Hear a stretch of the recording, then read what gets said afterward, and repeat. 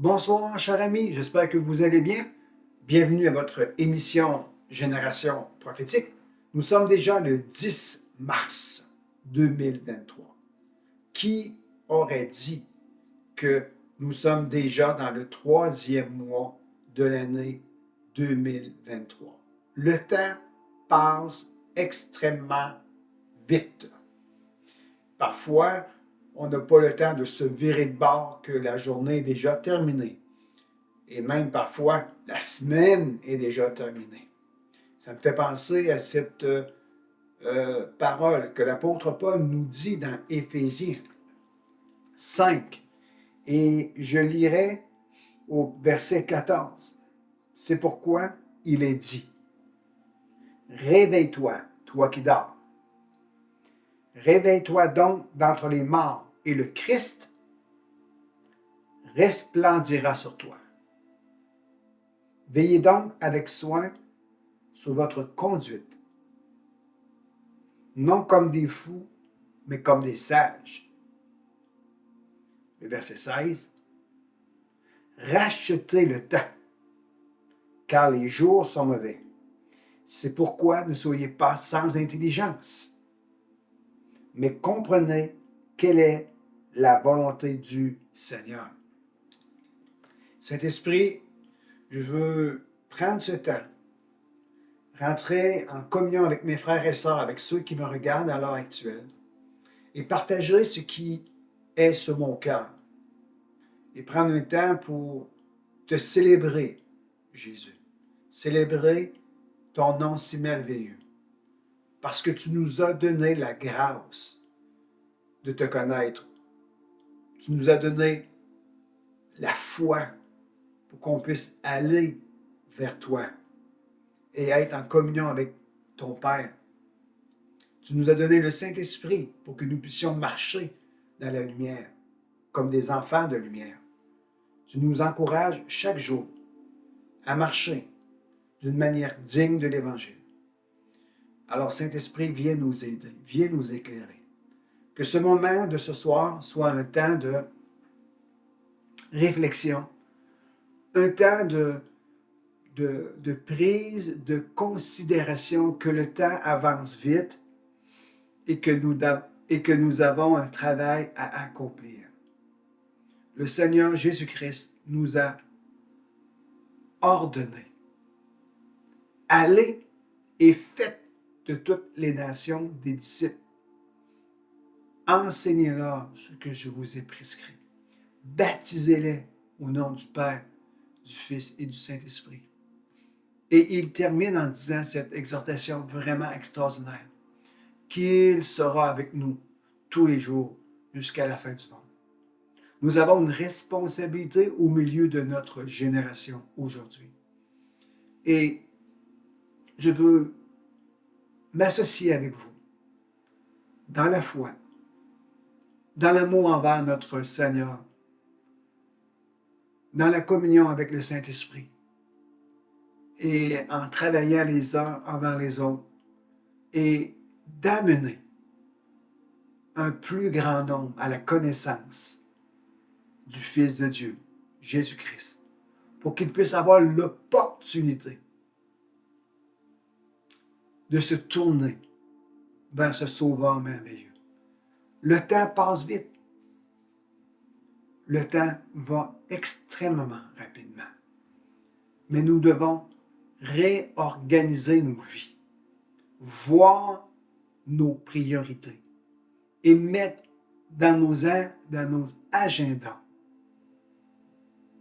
les hommes et les femmes, jeunes hommes, jeunes filles, des familles qui ont besoin de Dieu, de s'accorder avec le Saint-Esprit et de recevoir des moyens pratiques pour les rejoindre. Aujourd'hui, je veux partager avec vous un mot qui résonne fort, non seulement sur mon cœur, mais sur beaucoup de personnes. Et c'est le mot repentance. Lorsque nous tournons dans le livre de Joël, permettez-moi d'y retourner. J'ai parlé, moi, les 3 émissions précédentes de Joël 2, versets 28 à 32. Après cela, je répandrai de mon esprit sur toute chair. Et je vous ai expliqué 3 grands mouvements qui sont activés depuis la résurrection de notre Seigneur Jésus-Christ et depuis l'effusion du Saint-Esprit à la chambre haute. 3 grands mouvements ont pris place dans notre humanité. Et dans chacune des générations, la puissance et le mouvement de l'Esprit de Dieu se fait ressentir. Et nous sommes dans une saison, dans un temps de notre génération que nous devons de plus en plus hâter la venue du Seigneur. Et nous devons aller à la rescousse de ceux et de celles qui ont besoin de Jésus. Nous sommes dans une guerre spirituelle. Et notre grand commandant nous invite à joindre les rangs. Et c'est ce que nous faisons d'ailleurs. Et lorsque l'apôtre Paul nous demande de racheter le temps, il doit y avoir une prise de position. Et la prise de position première, c'est nous devons rentrer dans un temps de repentance. Qu'est-ce que la repentance? Si ce n'est pas une action qui déclenche une puissance surnaturelle dans la vie de quelqu'un qui se repent. Laissez-moi vous l'expliquer d'une façon simple. Mais je me répète ici. Qu'est-ce que la repentance si ce n'est pas une action qui déclenche le surnaturel dans la vie de celui ou de celle qui se repent, qui se détourne? Celui qui vient à Jésus et qui fait la déclaration de sa bouche, qui fait une confession de sa bouche et qui dit ceci. Et je le dis de cette façon, mais d'autres personnes peuvent le dire d'une autre manière. Mais celui qui vient au pied de Jésus et dit « Ma vie n'a pas de sens. Je suis un pécheur. J'ai des vaines manières de vivre. J'ai des pensées obscures qui ne sont pas en accord avec ta volonté.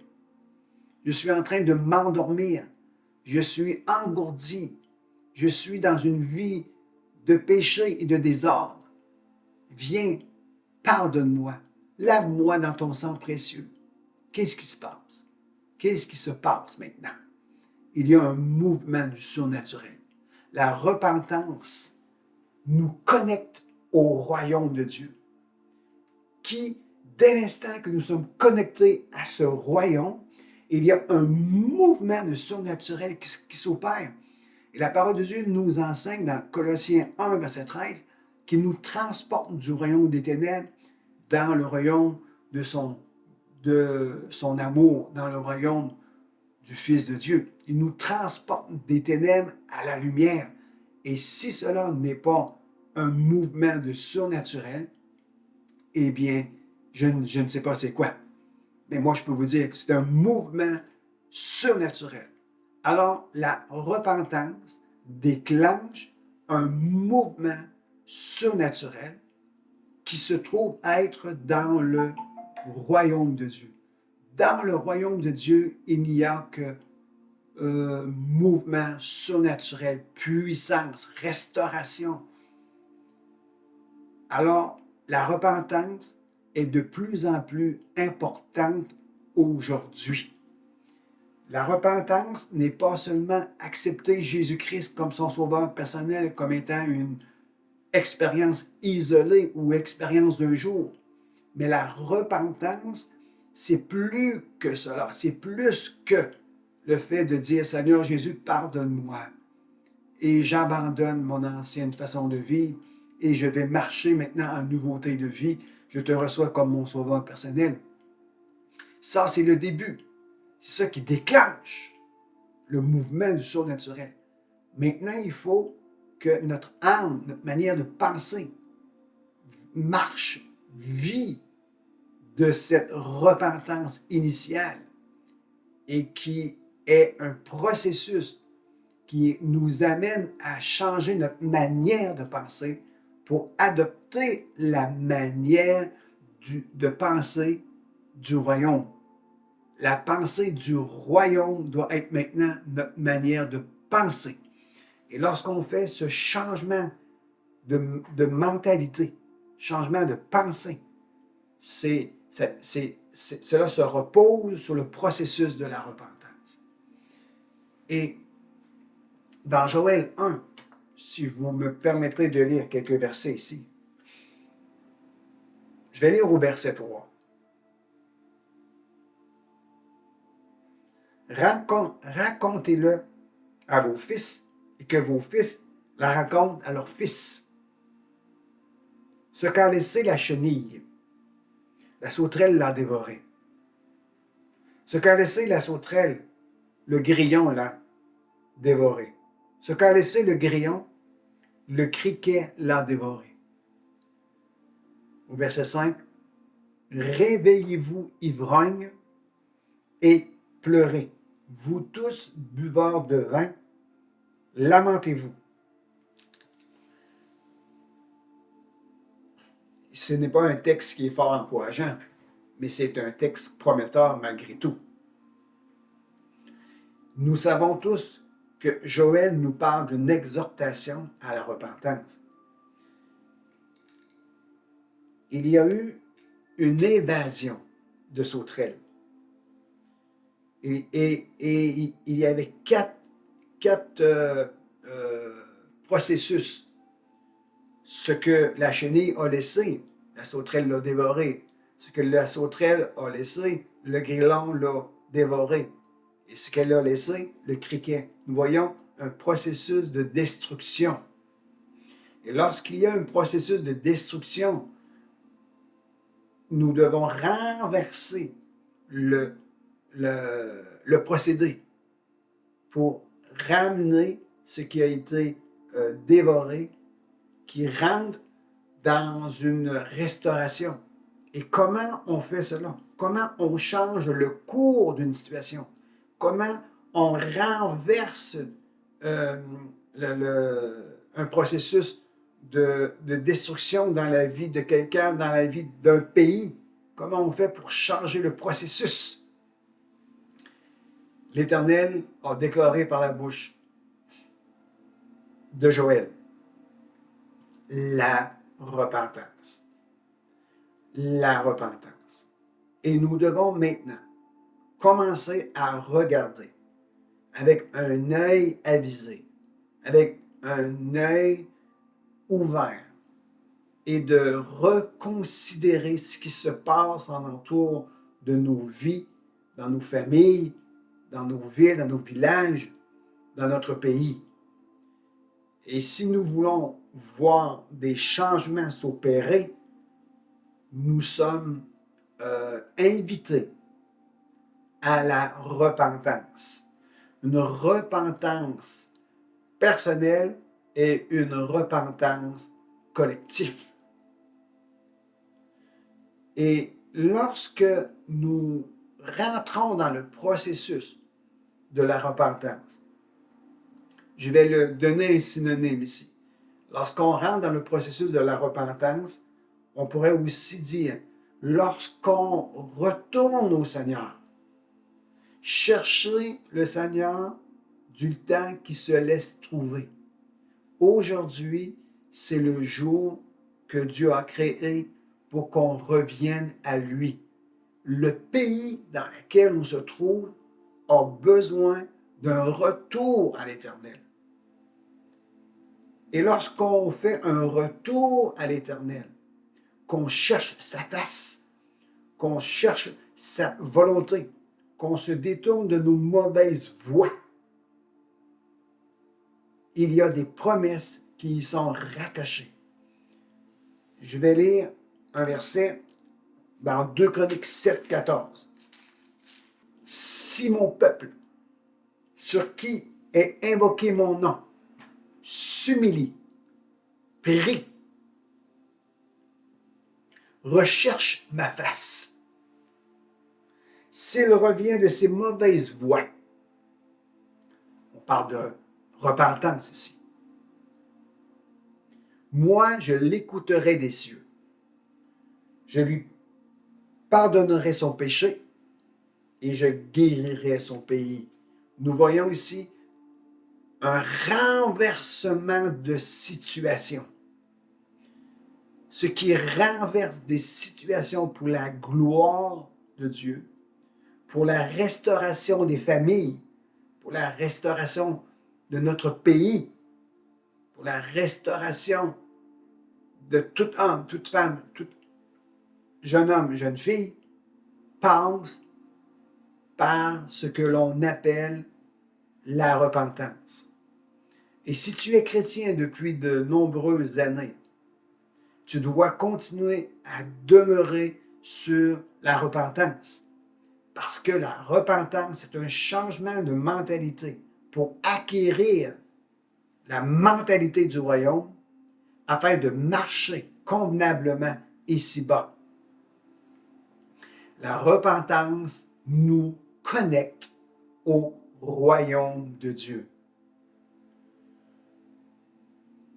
Et la repentance, elle nous donne la capacité de croire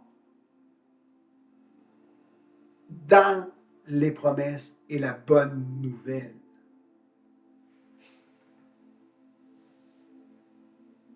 La repentance est une action intérieure qui, lorsqu'elle est authentique, trouve sa manifestation jusqu'à l'extérieur pour un témoignage public. Une vraie repentance authentique commence à l'intérieur et elle se manifeste à l'extérieur pour un témoignage puissant. Et ce témoignage puissant est attesté par le Saint-Esprit qui, lorsque le Saint-Esprit est en mouvement, il attire des hommes, il attire des femmes, il attire la faveur de Dieu, il attire les grâces et il commence à restaurer et à manifester la gloire qui appartient à Dieu seul. Notre pays a besoin aujourd'hui d'un retour à une repentance authentique. Je prie maintenant que le Canada, que notre province de Québec et tous les autres provinces et territoires sur le Canada puissent rentrer dans une grâce, qu'elles puissent être touchées par la conviction du Saint-Esprit, que c'est un temps de retourner vers notre Dieu, et que les gens puissent recevoir la conviction de se tourner vers le Seigneur et de crier à lui, de faire appel à sa miséricorde, de faire appel à la manifestation de sa grâce, parce que nous avons besoin de voir un pays guéri et restauré, afin que nous puissions connaître la grandeur de notre Dieu plus que jamais, et que nous puissions être en communion avec lui d'une façon nouvelle et merveilleuse. La repentance, elle est essentielle et importante aujourd'hui. Soyez bénis, que le Dieu de grâce vous accorde cette bénédiction de rentrer dans le processus de la repentance. Et ce n'est pas quelqu'un de faible, mais c'est quelqu'un de convaincu qui rentre dans un temps de repentance. Soyez bénis et je vous dis à bientôt.